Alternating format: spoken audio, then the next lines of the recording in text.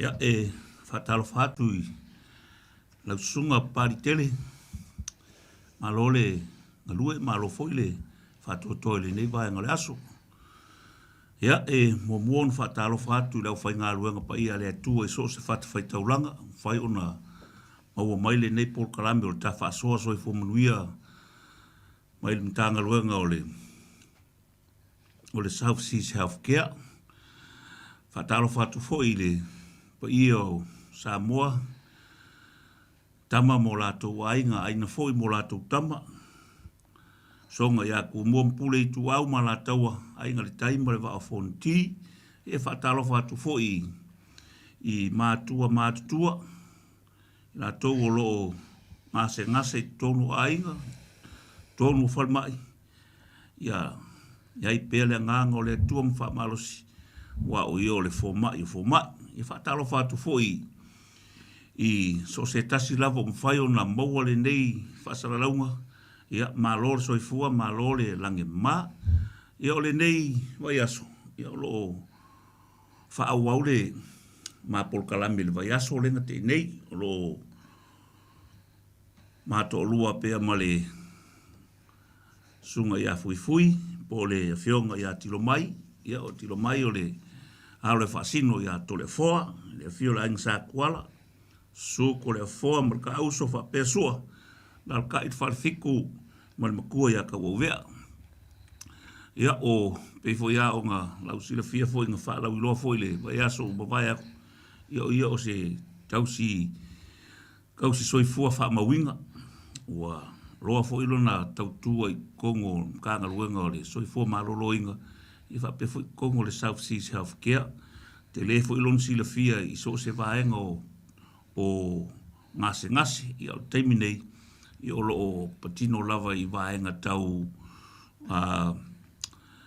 Soifua maloloina o tamaiti ia ngei la fiafi ia leo ma whakasi ngei ia mare fionga ia kilomai ia talofa no fionga kilomai ia talofa lava lau tofa te umanu whaftai lava mo le lai loa e tau wha langi ia tui alo si le fia si o matou nus te mai tangata nei o ia le ia ai nei tu lai fi fatalo fatu le pa ia malu o lau whasausaunga Samoa tu lang falupe fatulo watu ia malo lava le folau malo le Soifua Manuia ia fi fatalo fatu fo I sui malo le tio Samoa le o fiongo lo tu mai le fo e ne fiafi malo lava le Soifua Manuia malo langi ma ia pe ona falau ilo atu le to faya se umanu le mapo klame ua nai mea la haiti atu e fia whamana atu ma falau tele atu mo le sila fia o tina mātua a wale Soifua Manuia o la maloloina o nai whanau iti mai le 5 tausanga o maritaimi fito a whanau mai se le 5 tausanga. Pero sila fia o le wild child o ta maiti e malolosi e le mamai they are well but we promote or try and makamawhai e mawhai o na whamalosia pea le ola maloloina ma le puipuia ma le whamalosia o ni awala e le ngata so soani tamaititi lon tuputupu ai ai e whapena foi o na so soani tina ai mai se foi o le ainga atoa ia pei o na mua sa Talanoa I le Faasosuina o le tamaititi le tāua ma le lelei o le Faasosuina o le tamaititi tina o se mea aisili o na tāua e sefe e ato atoa lo na tāua mo le awale tino tuputupua o si tamaititi fatoa whanau mai se itulou ia so oai ma le a mata tamaititi I le me ai malosi I le ono masina the first solid i le 6 months. Leana lau iloa last week. Ia, le taimi nei. Ona fia whamalosi atu ona taimi nei sa whalongo le lipoti i nai tamaiti o le South Pacifica, South Auckland, maua lalo tele le pasengi o kamaiki o lo whaia latau tui pui pui. Ia mo le taimi la nei ia e whamalosi atu ai i le whainga o tui pui pui o tamaiti, o le tui mua mua o tamaititi, a mata mai le ono vai aso. Ono vai aso tarun whanau mai, ia so sta mai titi ai whanau nea tunu. Po whea lava e alu le latou lisi anga ele Kids First. O latou ia latou te polo kalameina, ma Faasoa ta ila fo mai fale a inga. I so o se vaenga lava o Nisila. Po whea lava e Faasoa ta e Kids Link, latou polo kalame, a wale whainga o tui pui pui o tamaiti. Ia a mata mai le ono vai aso. O le ono vai aso fo e whapitoa. E tataunu wa aise fo mai, e siaki ele fo mai, ai le whaia lona tui mua mua, o lona tui lona lua, o le tolu maasina, ia e mawhai lava na whai mai e le teine fo mai, le appointment, mo le isi tui lona lua, mo le sila fia, o le api lea, o le api lea iai maa wha maunga tonu, o tusa o le api ne, o le api o le lipoti, o le Soifua, lau Manuia o tamaititi, o lo iai ma te tonu, o na wha maunga tonu iu, o la na tui pui pui, ia e tautua nafo i maa o tau tina, teu whale leile api nei, a wai ta ua yesi taimi lumana i pe yei me e tupu lo langal pepe ala e sila fo mai o lo yei fa mau nga tonu i ai mai se foi la tau te sila o lo fa pena ona alu le lei ma fa mau taimi na fa ile tui ma le tui lona tolu a tau na fa ile lima masina taimi foi la le e avatu la vai ele taimi fo mai le sana fa ele tui le aso e toe fa so ta i mai ai e failisi tui o le lima masina a uma lima masina so o mane tui sulu lua masina po tasi tau sanga ia tau tua natina a fa pe ngalo ia te oe siaki le apia pepe o nai ai mai tonu wha maunga, ma le aso a whaifo te o isi taimi a mairita mai titi a vatu fo mai. Sila fo mai la ele i whaire tui a e te tauna whaire nā taimi. Na whaile ele fo mai po le taini fo mai le tui pui pui. A laile i wha maua i tono le api. Tautua nā mana tua le api. Ave le fo mai e wha stamp. Ma wha mau i eile aso na ave eile atui wai maua umai tonu ele wha maunga fo mai le aso na ave eile atui ma le atui o le tui o tasi tau sanga a uma le tui o tasi tau sanga lo na winga o leise so wai sulu lima ma sina o tasi ma le afa tau sanga o leise na taimi e whai eile si tui pui o le tamaititi ia o le tui muli o le whātau sanga. Ia, e tau te mana tū ale upu fo ilea whai mai e sili pui ana i lo tonga fitia. O nei au wala uma, ma nei au nanga. Ma tau te tau mawhai.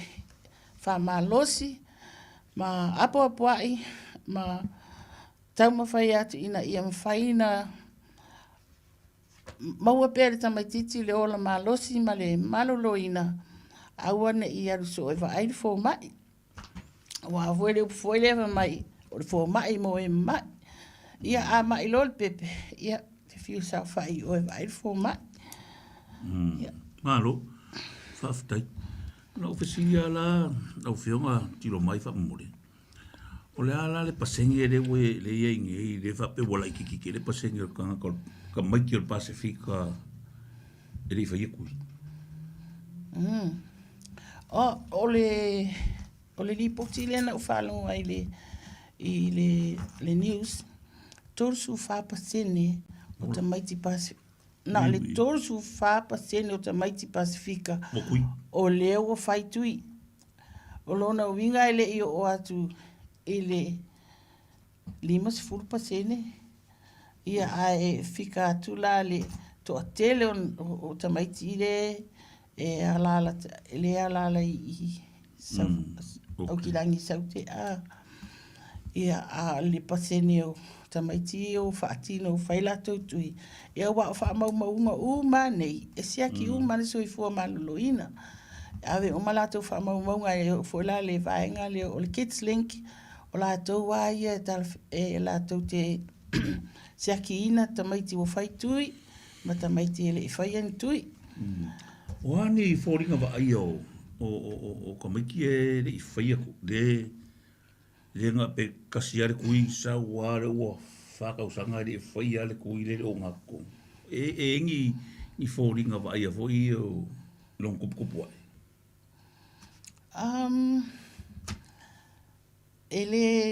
O le isi nei mele whainga o tui pui pui e pule atina.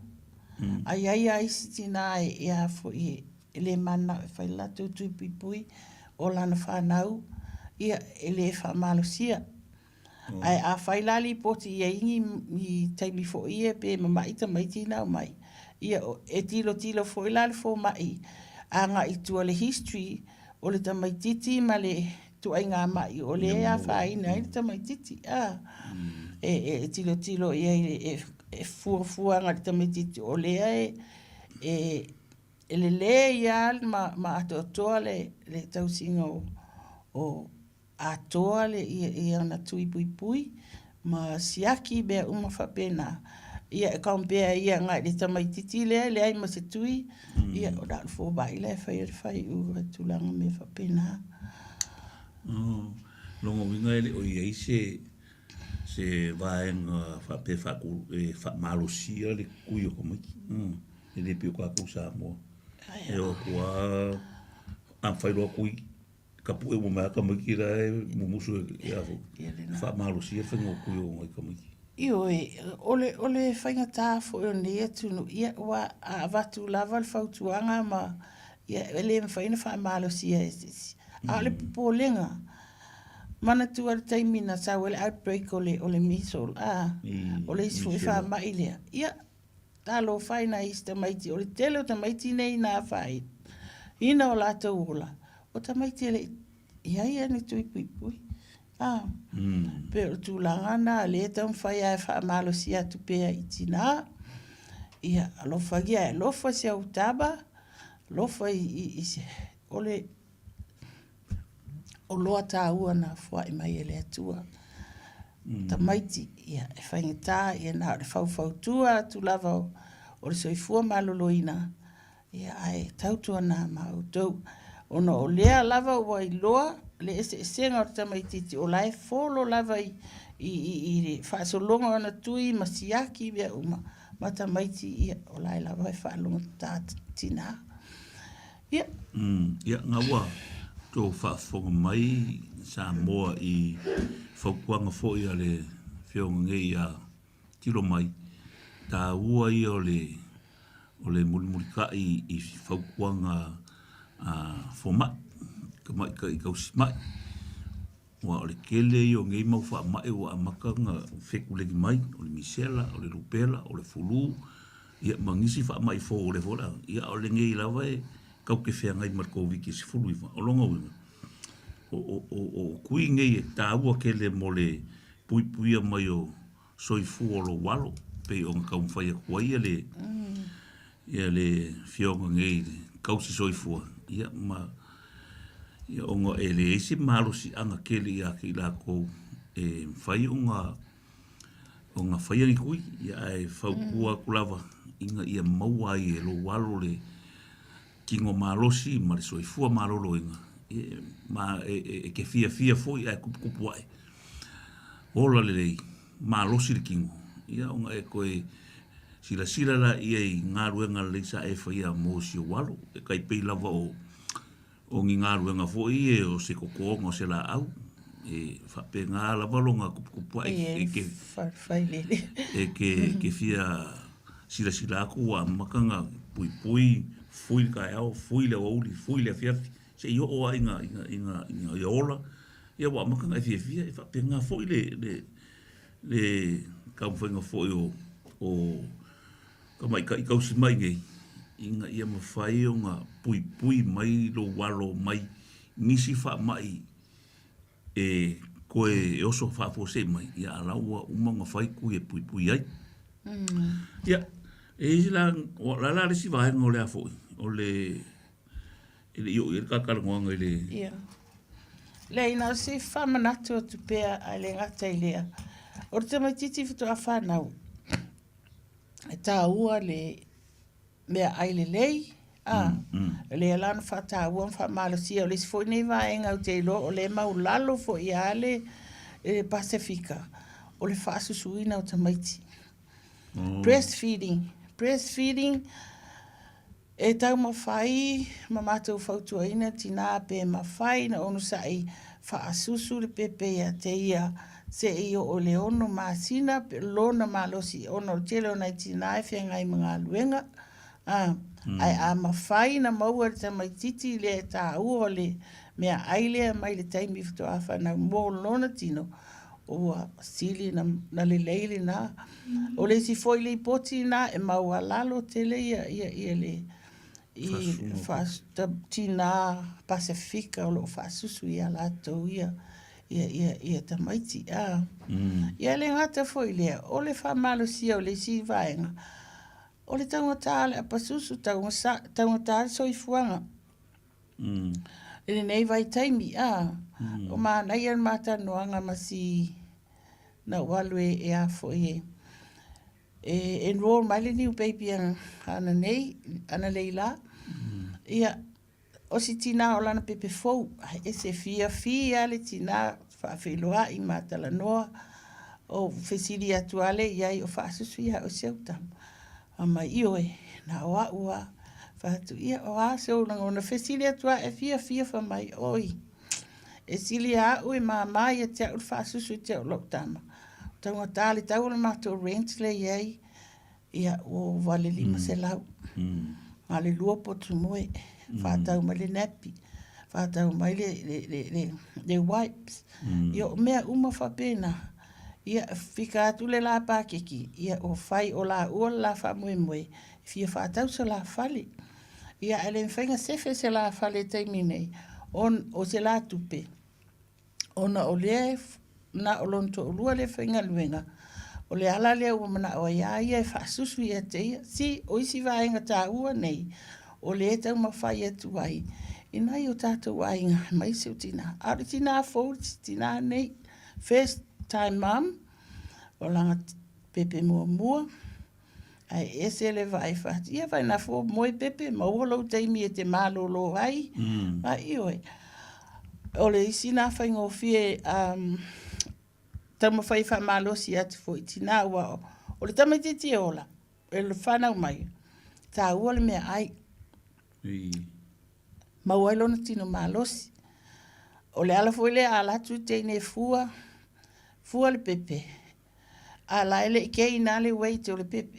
Na fesili lea o la se meo o whawhangai pepe taimi nei. Oe, mau le fua.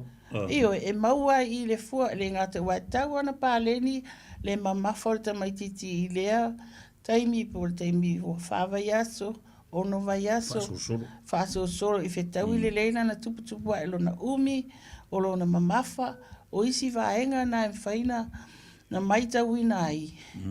O lea ele o whetau i le leile tūlanga o le ola maloloina pepe, e mo ia o lai malo si taimi nei, ai maybe... o sisi tai, excuse me, lumana iatu, o le ono a whaina le tamititi, e nā me foi le mato whautuanga le tina. Ia a whapea o whamai tina. O le whaasusu ia o tau le malosi fōri supply la tau ia le suasusu. Ia isi tina o i loa uma wala pe ia fo i o vaenga I was specialized for vaenga ma le whamalosia o le suasusu le tina breastfeed specialist ia fo lato na e mwhaina rife fo ia o mai lato ia whaile lato ngā luenga ne ia tunu e te lea vaenga ese pau ale me feel free to Talanoa Talanoa o ani o mana onga I lau le teine fo mai le lato e vai pepe. Yeah, build for a relationship. Feel free to talk to her. Yeah, e mawhai fo ila na maua tua inisi so soani umani mea leete mana o mia le ngata po o ia lava, tina, o pepe, tama, anything. We are all free e mawhai na mata so soani so situlanga e te mana o mia so soani. Alo, haftai. O le si vaenga lea o ke kau roinga e lai o ngā pe kau wha maa kau anganga kele mo me o whaile le fōui e wha o ngā mo me o whangsusu. A me sia ke bifo e la o e whainga ruenga e kuunga le pepe. Wai makaulia o le amukanga ia a uma ngā whaasusu ai I whaile. E oro le kaibi o uma ngalivi. Alu loa. Ai kuuro le pepe I kangaka le la abaia. E ese kula fongo e mawhai ngā luki ngā ma awenanga pepe whalwhenga lo. Le o le ala ofisiri. Langa o sioka kua kungu Samoa. Ua mawhai. Ua mawhai ngā luki ngā pe a whape o lai e susu yanga ia langa pepe. E mawhai ngā lu ma awenanga pepe I ngā luanga. O ngai uange I afo. Ngi moku sia le afo. Ia susu. Ai ngi. Ia. Ia isi tina ta ilo isi vaenga o le Bevon Silafia o South Sea Wild Child Service we only cover South Auckland now. Yeah. Our neighbor Kalame o le Wild Child e cover all New Zealand. So se vaenga e for blanket providers o blankeke po tamariki ora o risi o vaenga na o lato ia e fuafua lava e lato ia e eitina I nei. Mato asi fo ia o mawhai ele avea la pepe le whawhenga luenga. Ai alu ale o le grandmother po ai le taus pepe. E o ale taimi e fia whaasusu ai ia. Alu momori o whaasusu i o matoa mai. I o ngā luenga na le siti nā sa whai. Le ngata fo I nā po tama. Ia o le si whamalo si ang whainta tauru susu. Whainta tauru sua susu. Na tu pusa aisa e whaasino fo iai. Le whaiga o le na safe way e se whaere sua susu leo tina pe a whapea e express pe te taulon sua susu tu le apa wha Ia e le sina awala au isi fo ita maiti. Matua le ma whaina susu se whangu. Mo mana o na tina lava. E le whainga o whia nā te maiti nā. Peila o te maiti whapena. Ia ua iei nei tina e o ai whainga luenga. Ia ai tanga e le tausi ke a kiwa lea ua tausa vali atu e ave o ia whiololo ala nei tina. E le mamaori me iei whale whainga luenga ma le whale o tina. Ia o isi ia e whai asi whainga tā o tūlanga. Pea na silafia ese mata maiti. O le winga kala I whainga ave o pepe whainga ro. O le vainga le kaimile o lai e le I o kaimile whawhanga ai. I hoi. Kaimile anga rea ro arki ngā umaronga langa whawai aso pe korumasinga o le maternity leave. Ia ngā lore ima ma ave lang kamafoi le walanga lai. E le sisi pe a le sisi ko fale o fa kangala me ngare I Samoa whainga ave fo ngare ai a olora ke biwa o mawhainga nga ko ongo masinga yo mawhairolanga nga whawhanga le sole yo mawhairolanga nga whaide si wa ngore susu wavo fo ile a mwhaiunga ku ia fo ile le e lua ia pe a si whakarisi manga wa mai ang saura e koe o le menga le o menga le ngi ia langa a o ngi ia langa ese ko nga ngaluenga ke le o ngaluenga ele se fena ita maiti pe a e fu fa ngaluenga ai ta te langona ina I tina mataulia o le whanau le tamaiti you connect to your baby you feel your baby o kele ki ngala ke la ngonga inga e ke kongeki e o foila le tamaiti e is tamaiti ele mawhaina momoe mamau e se atu matina because they connected they feel they away from their mom or e la ngona e tamaiti ia le leilang whaarong nga ke mai kaua fo I leo leo kinga leo long kinga leo kanga ka ese ke fiu wa ai kilo mai foringo o long kinga ma se nga wai ke miu me vo le kwa fia e ka alo nga ke lo foi le leo o long kinga ma le leo kanga ka ese e wa fo tamai titi o le me puata a fa masani me ala tamai titi ma le lai titi e fa longo ale the same voice le Talanoa o isi o grandparent a fa pe o le nena la e malosin fa halo le tamai titi me Talanoa iai e langona fo tamai titi tu sa pe fa to tolu masina lua masina e fa longo mai lo le leo ia ua ave solo mata o tilo ma o le me fo la o le ta ua ia tu so le taimi nei fa fai le ina o tamai titi o se taimi e se le ta ua na ave iai pe ona fai Talanoa iai fa asu Talanoa e launga ngana iai tamai titi au te pole fua e nanu le tamai titi le pepe le pe tolu fa basi sila fia ko geki o le tamai titi ia te oe ma pele ngaka ua le aso len ke ngi fa mango me foi o tablet e fa nga ka mo ia a le ka ua yo le menga o le leo le makua e ronga ilang ka ma I wala so se mea e avi ia mako o si pepe o le leo ai ava inge I le mengi ia nga le kangi a fiki kilo le mengi ele o mose o winga mwhainga o kala pe mwhainga wa fo tamati tele o malama ia but o lona mafau o lona brain lai wire in such a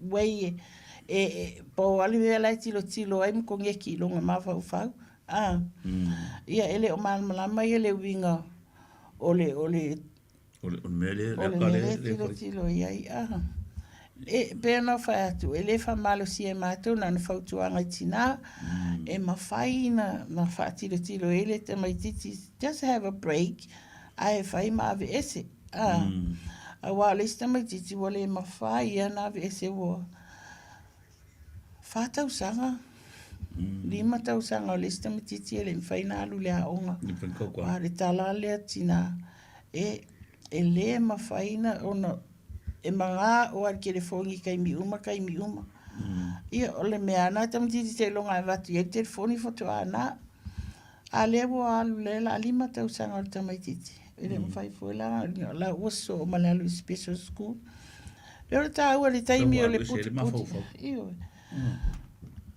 taimi le puti mai le langa o tamai titi ta o na vai ai me le o me ai le mo lo na malosi e kei lona taimi o le e fua mai ai le lima masina ala turi teine siaki ia o le osi isi lai titi ai lunga masolo leiri tupu le o tamai titi ka ui o tosi mai ngai ko inga mga ro ma ko ia sola o le pese alu ki ngā le pepe alu pe whainga lo po fe mea rei e pese a wha mo le pese ia ala le pese e umoi fo o makua le al mafukanga le afu a le lo makua polko inga mo le pepe ngi o ma fo lai e vai ke mi umo pese wa makang kau kala wa o ngai vai ke so o le whainga kai ka ke fiu kau kala mo ka me ki fo le lo lima kau sanga ele o o tau tala whainga nga kala o a ngā luenga nei nai tina mātutua i le whale ia o ia le tau loto fa Samoa tau loto tonga te lo le foi mea ai admire foi ngala ka sia tu le fale ai mai se foi tu langa nei tatou ai nga tonga I tina matutua, e tamaiti pe to atolu, to ele atole lua tausanga. Ele iloa se nanu na le wha tonga lava. Ma pena fo isi a inga Samoa. Ele mawhaintau tala se nanu na le wha Samoa. Ka ua. Awa a mata mea tamaiti taimi ola e. Fato a whanau mai Talanoa ia le upu lea. Consistence, o lau consistence. Ai, message. E mawhai eina ta ofi i le mawhauwhau o le tamaiti le wheau lea watu. Saone le ia. Ia o tātou, ia pisi fo ia ua nā le tatope atua, ia ua le aise, se a fo se tā ua le lei o le sootanga lea e watu i le tamaititi. Ka ua le whao ngai ngona ngana a kako waku ngumanga isa kungu a mesiaria ko inga pepelai ki whapengi e ka pu e ai le afu le kaimila a makanga fu ka pala wa nga pe nga sa ngwe i nga fu i kam ki konga de mfing le lo fe nga ngu anga e fo isi ka miksa mo fa pena e wa fa ka usa ko la fa sa mo e ka wa i o le afu e a wa i ngalo le ngana ka o afu inga ia malama i fo ka miki le mea o lima o vai ia wa ke le o si ia le malama pole a kongu le menga fa palangi ka wo i ole le popole fua i le ngana Peutania la taita mai taule ia o tamai titi taimia a mata i le a onga va ve ia na oina lana ngana Peutania le tupu a tamaititi a Talanoa e launga ngana, la lavanga ngana te fia a mana oe. E tusa leo langa tamaititi le te whauina mai se i what you expecting him to be. Tamaititi e ola malosi, tamaititi e poto, maata mai. Ia so o mea lelei uma foila le o soani so tau au le Soifua maloloina. Na ona soani atu tina.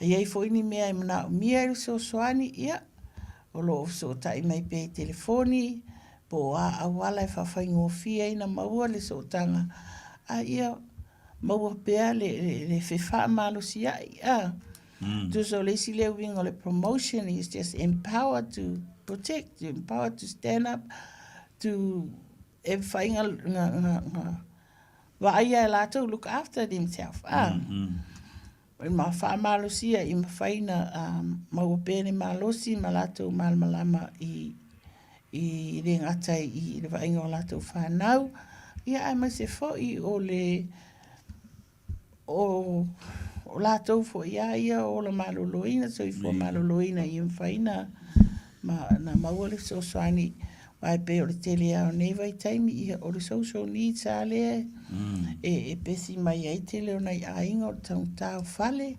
tautau Soifuanga ia moni ele na New Zealand foi o le lalangi atu au ai a le taimi la ne e tā huai le be creative get back to the basic ai a mata na au tautale le napi tautale wipes me o le wha mawhana i le solo ai to e alu le amia na amata mai ai.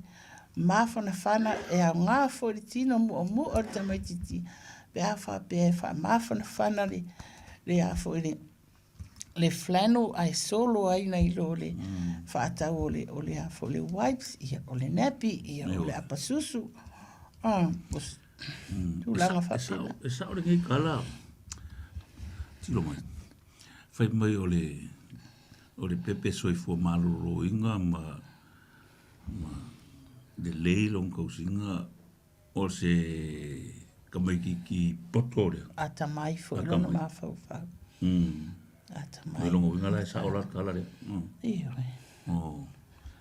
Ai a whakala lea la le ba inga ma Nei ta mai tia mamai e whai si delay fo il nato thinking process ai. Tuaile. E tuaile lato malama iyo e. O nei ta mai tia e tuai ma delayed ia. Ona i tamaiti ai e ola fia pe o le tūlanga na le ola fia o le tamaititi.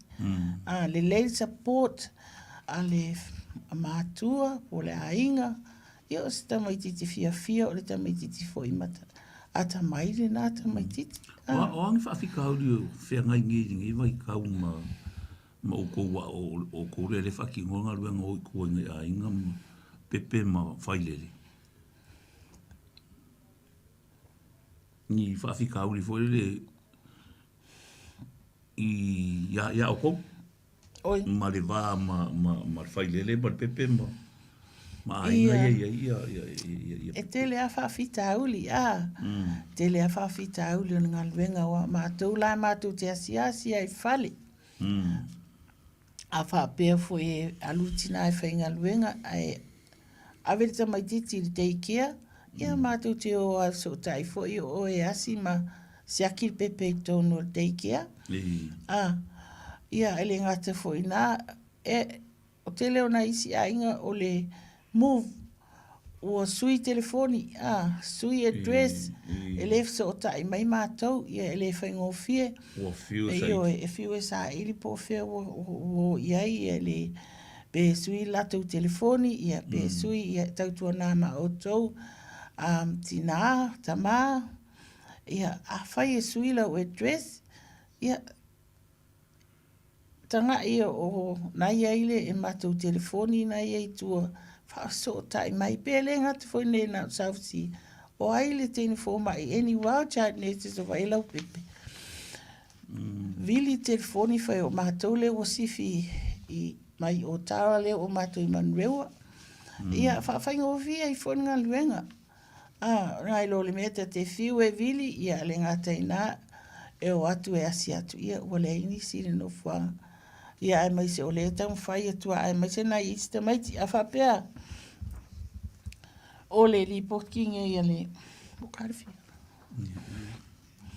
ale Soifua maloloina ia fa malo sia pea le asiasi atu I fale ma ia a fa pea ia sta mai titi e fua atu e le waucha nes o paule pauna po over fo ia o le sina atu e fai nga luenga pe o over le mamaforta mai titi ma le tūlanga e tauna iai ia o le si foi lana vaenga e fai foi se mato ngā luenga ngā lulue martina ia mwhai tu mai lalo le ile tūlanga e tauna iai ia o le si tūlanga o le afo le afa apea ua mai tamai titi o mea ua tauna ai fo mai ia e tau lava na fautuaina a me vailau fo mai fale ainga ai asa si fesili si mea mna mea tina aua te mata muli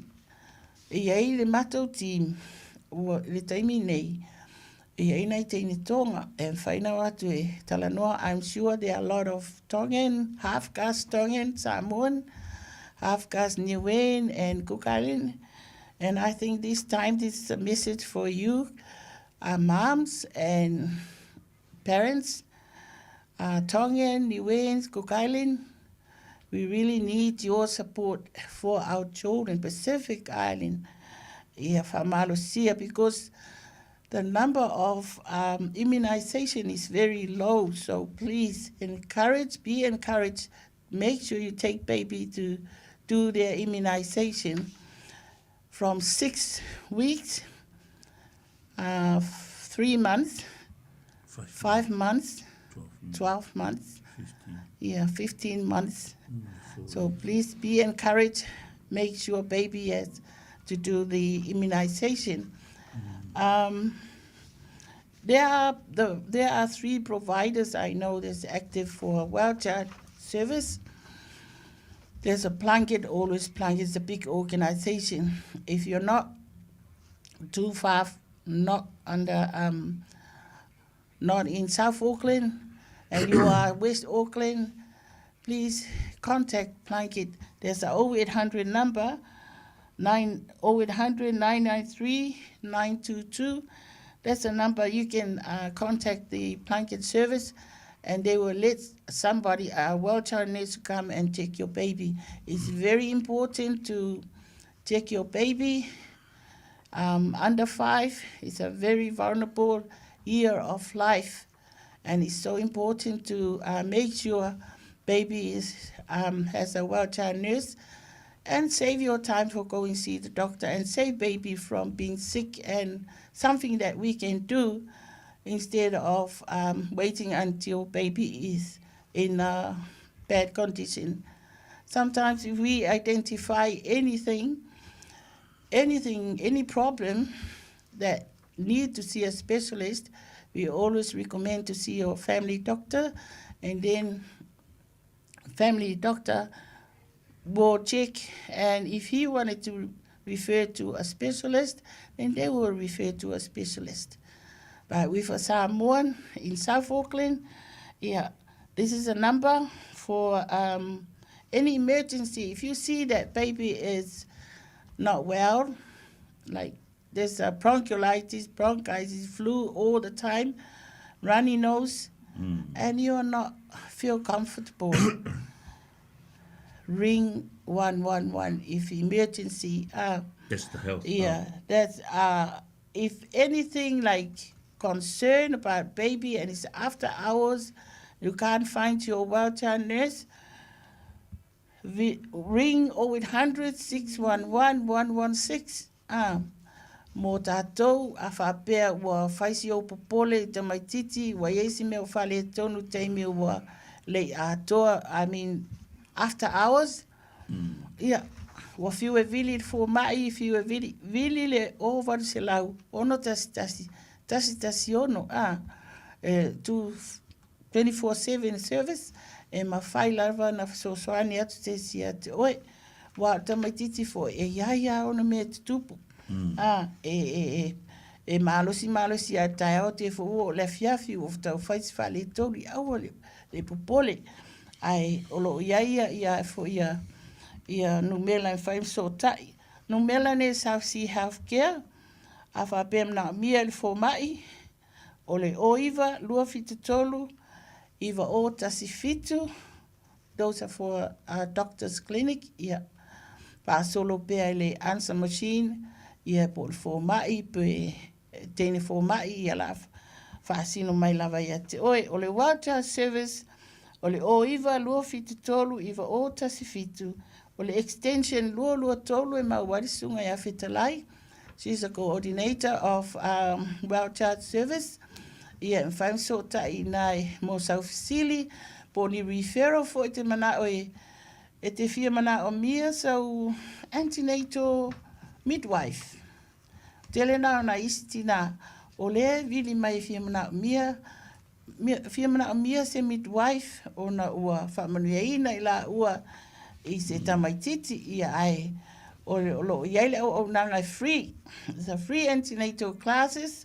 Faasoa tai lua fitu tolu iwa o tasi fitu extension lua tolu tasi il sunga ya Miriama o lo ia o lo lato o lo ngafa malei tu ta ua ia te whata wa ina le whamalo si o le antenatal classes o wā foi te lo le si mera na maitau ina te leo ingi kia o atu malato taito lua.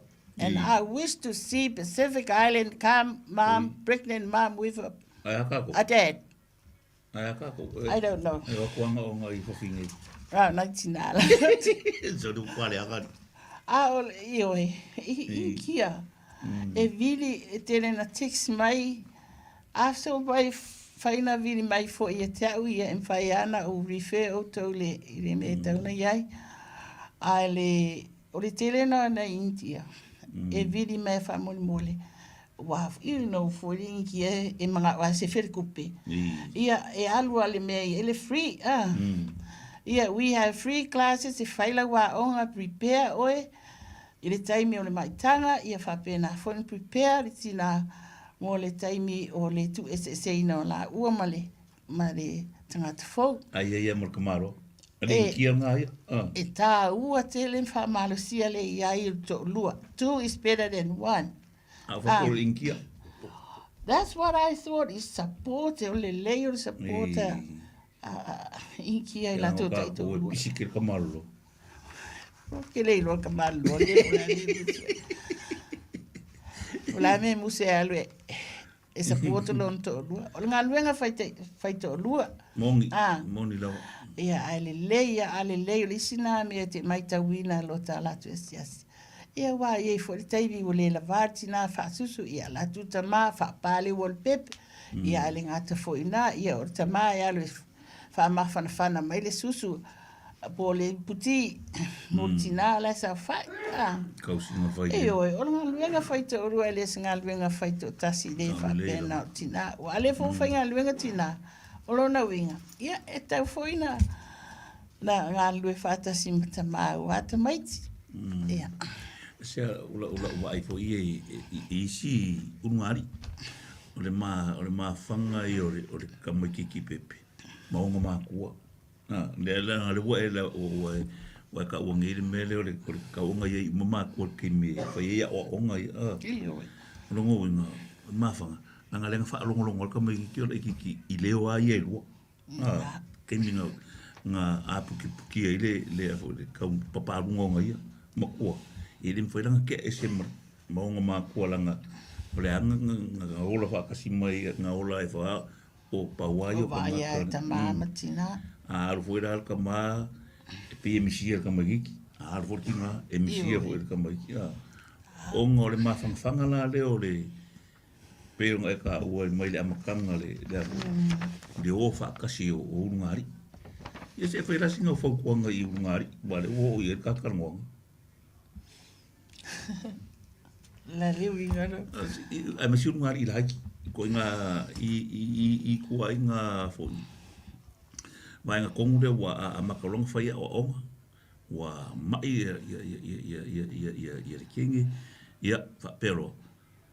Singa o whaukuanga la i kama, a masi kamala aiki, ia ma. Ko le inga ia ngofo ka penga ma ngofo sauni au ngi fakala le se kama roa i se kaimi e afu e mai kanga i kinga haya fafta ya uia le atunu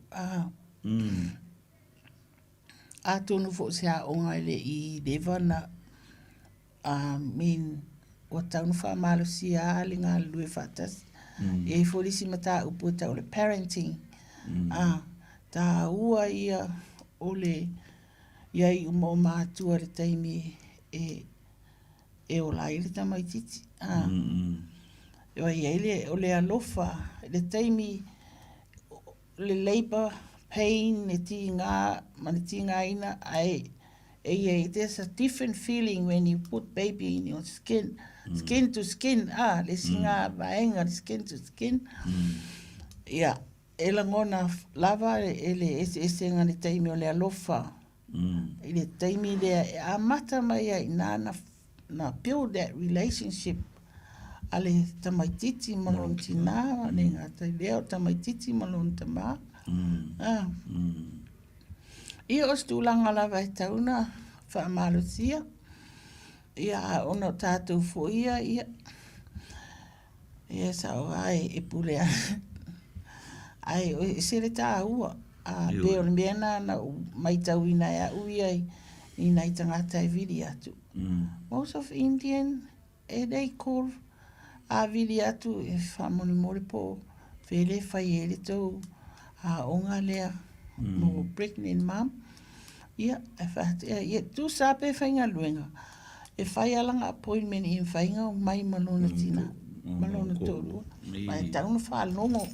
Mala ua ia for preparation ole taimi e whanau mai te pepe. Ka mo kere vaenga ia ua e kalangoanga ia i e masiale kaimire o le fau ole a no. Kaimire o whanga o mai ai skin to skin lenga ka ua o ngole ole amakanga ole sokanga ole pepe malonkinga ole ngata lontina fa pena fo lontama wa ia ista mai ti fo ina itina the experience fo na i tamaita i fa to sanga po midwife a whapea o lai e reo e tina e ave si i e tamata mai titi. E tamaititi taimi fitu a whanau. Ioi. Le pepe le mawhangwhanga o le. Ioi. O le ana say how you feel about that baby, how you connect. I am whaile so o tanga na i whamalosia le so tanga for parenting. Kau. E o mai o kau. E kusa le leia ma le whaasusu le pepe lonkinga. Ioi. Lesi na vai. Ia makanga leo le whakawhanga o mo le pepe. Ia ma le whaasusu. Ma le maanga ia i o so o kanga ia mātua ma le pepe fō. They build that bond. Build that bond between mom and their baby. Le ala se fō puanga ale maanga lea o kou ia mo ngai ungari fōua fō o le a whangau ia se pepe fō ia ma ngai ungari i hoi e ua mau whale whako a mawala se pepe nga sau fō kuanga fō ile le wha fō ma mo le umileanga i le 5 kausanga Ia.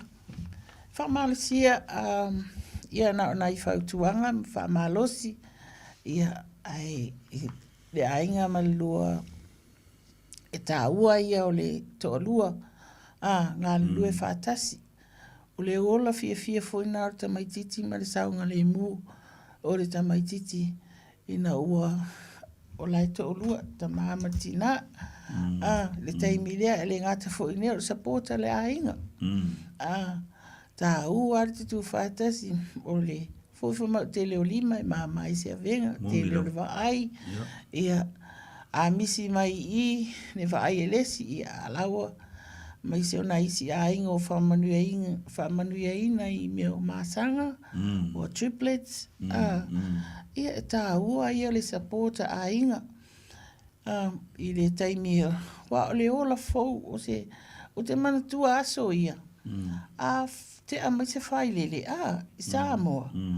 E matua i pese le lotu whatoa whai le se sua moa te lea te a inga pe nei vai teimi, ua peia ua le whata ua ina ea le.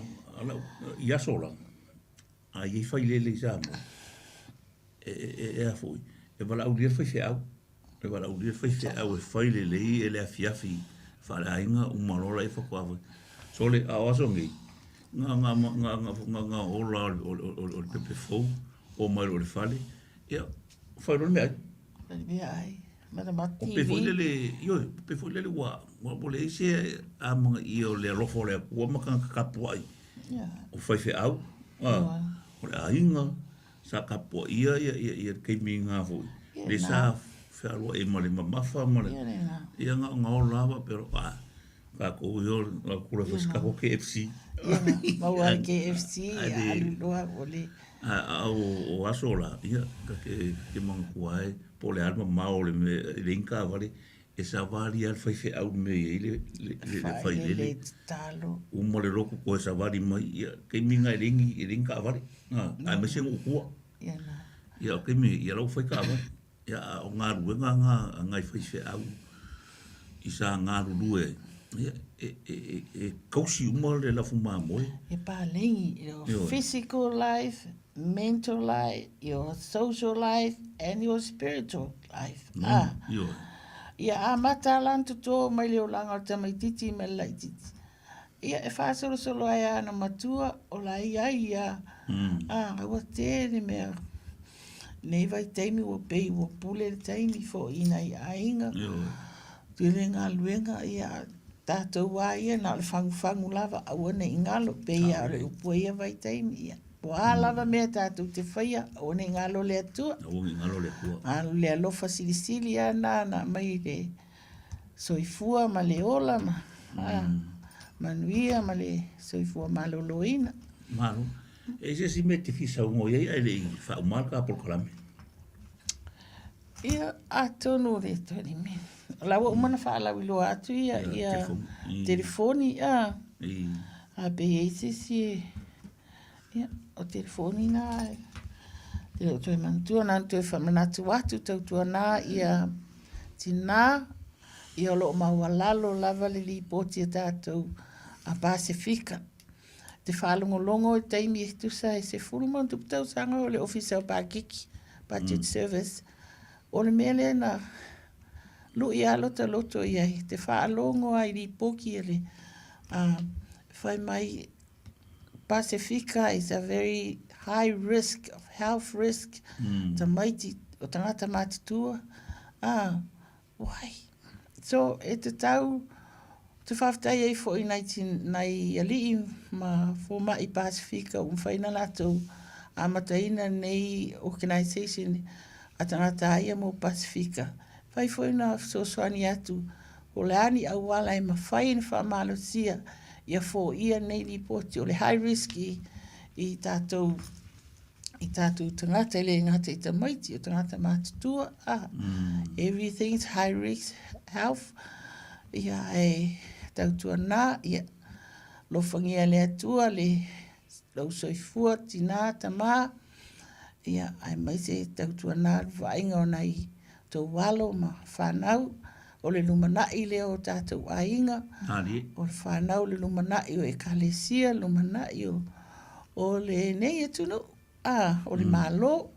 Ia a le lei ala le whawainga.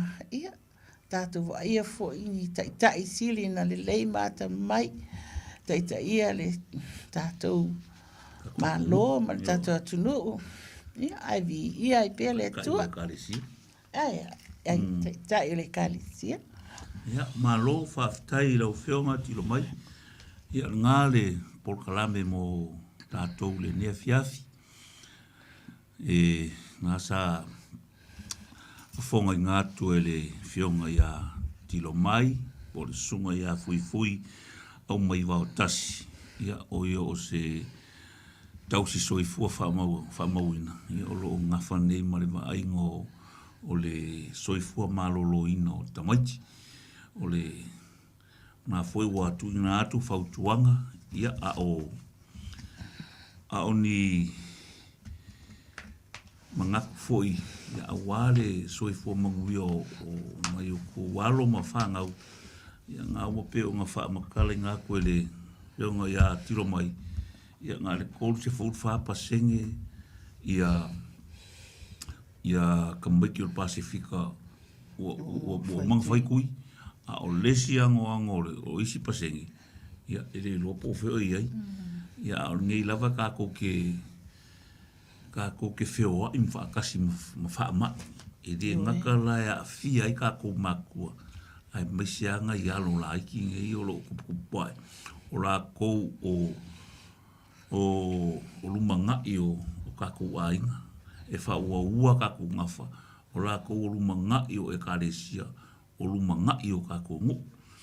Me le whau kua ia te o kou, makua, tina, ia talia le whakala ulakua le kausi soifua ngei. Ia wālava le soifua Manuia o ngai au kou pepe. Soifua Manuia, maola file mule le kamaikiki. Ia o se kamaikiki a kamai ma se kamaikiki poko le ngā. Wale lumanga. Ia e mole ngei kula, ia e mole aku whafkai kele i laus. Sunga pari kele, pe foi le leiki o ngei, ia ongo le awangoa ka ua kuinga mai i le South Sea South kia, ia whaalau i loa ai, ngisi o vaengo le o onganga. Ia ua lava le soifua malolo inga ma le soifua Manuia o nai o kākou ngaka. Wha marulu o kufo i le whaafonga le se kako wakungu. Ia o le afo se kala wa le kaukamari i lau whaafonga. Ia maru a whare. O le ngana lava sa kaumwhainga ia whaamala malama le foi vaenga o le au nganga le ngei mkanga luenga. Inga ia whaafai ngofie o na sila fia ma maisi o kako ngu. Ia mai le ngea fiafi. Mai le kangaruenga le South Sea South Care le whionga le li pule. Ia pe foi le whionga ngei a tiro mai. Ia whako Faasoa i fuainga lava le ia malu le kako wakungu.